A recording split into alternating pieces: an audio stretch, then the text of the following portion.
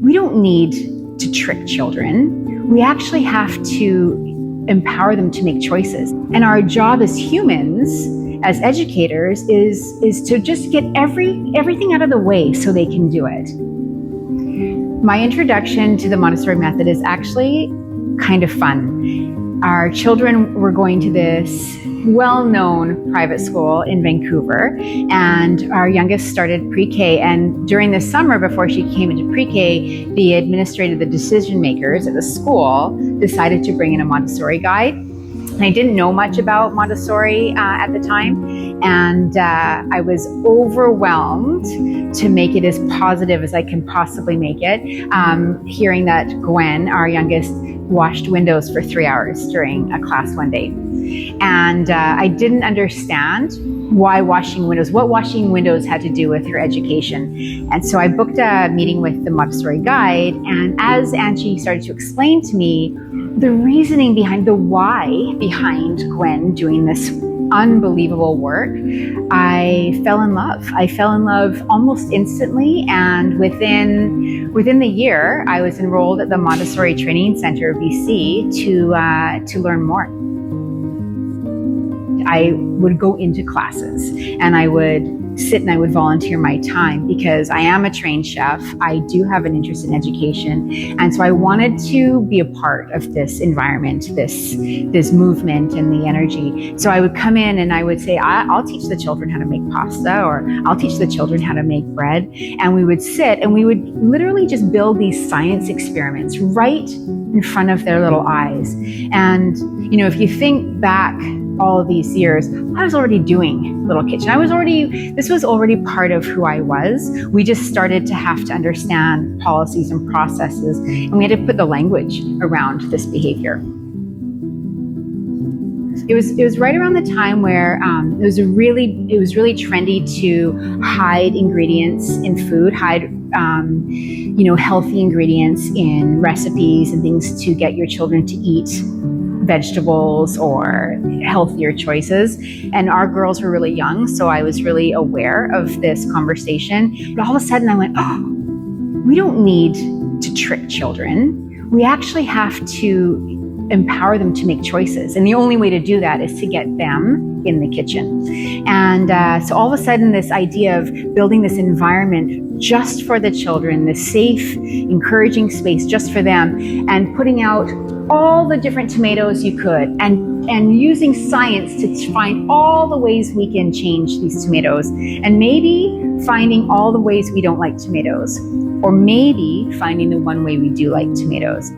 You know, Montessori is a movement, it's a method, it's this beautiful expression of understanding that this child needs to become. And our job as humans, as educators, is to just get everything out of the way so they can do it. You know, we proudly say we are Montessori inspired because I never want to take away from the beautiful traditional casas or the environments that are built. But I also want everybody to understand that when you look at the child or the human, quite frankly, and see them as this beautiful open book, and they react to the environment around them. So why wouldn't you make the environment inspiring and peaceful and loving and supportive? Because I think just things get better. With total respect to the Montessori method, we've just had to change a few things. Like if you look at our environment around us, it's not built for child size hands. It's not little. It's not accessible with ease.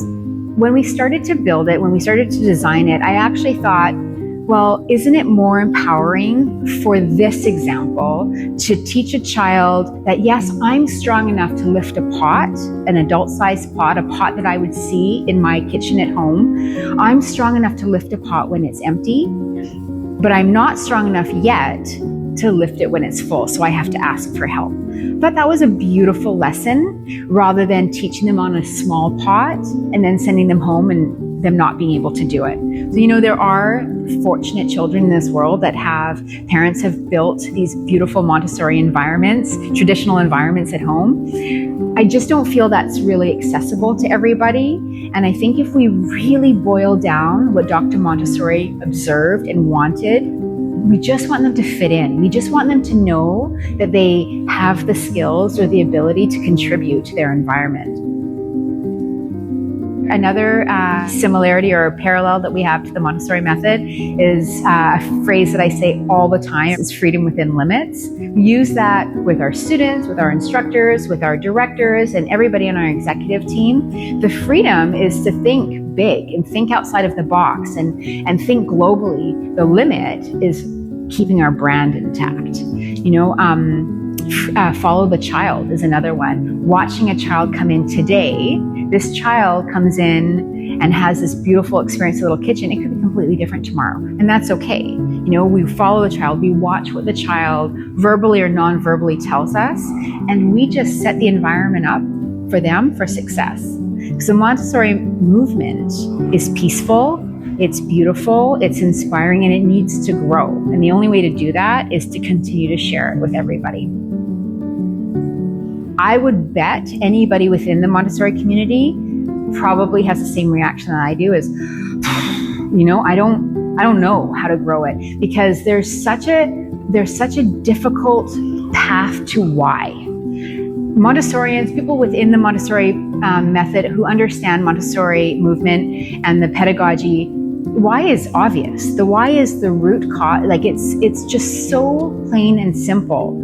But the people outside of this community don't understand. And for me at Little Kitchen, one of the most difficult parts of our job is the communication to people outside of our environment or outside of our community with why. Why do we lock the doors? Why do we have specific age groups? Why don't parents come in? Why are our recipes a surprise? These are all rooted in respectful, beautiful philosophy, but sharing why, that root, thoughtful, amazing reasoning is really a difficult path. So we need to create this community. We need to create a community of octopuses where we're reaching out and we're bringing everybody in. Montessori is a communication, right? It's a way to communicate. It's a way to express work. We just need more advocates. We need more people to see what Dr. Montessori saw in these beautiful little humans, and we need more people to share it.